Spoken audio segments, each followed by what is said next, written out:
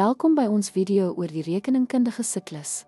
In hierdie sessie sal ons verken die sistematiese proses van die optekening, klassifikasie en opsomming van finansiële transaksies en verseker akkuraatheid en betroubaarheid in finansiële state.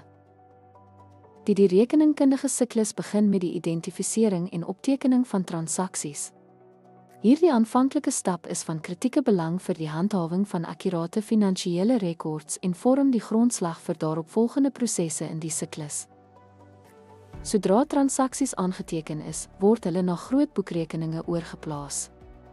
Hierdie stap organiseer finansiële data, wat dit makliker maak om 'n proefbalans op te stel en te verseker dat alle rekeninge gebalanseer is.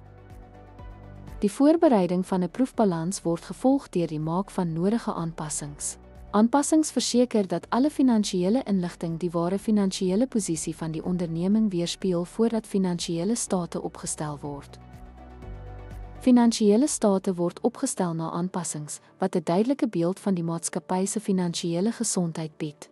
Hierdie stap is noodsaaklik vir belanghebbendes om ingeligte besluite te neem gebaseer op akkurate data. Die laaste stap in die rekeningkundige siklus is die boeke sluit. Hierdie proses herstel tydelike rekeninge vir die volgende rekeningkundige periode wat verseker dat finansiële rekords gereed is vir die nuwe siklus.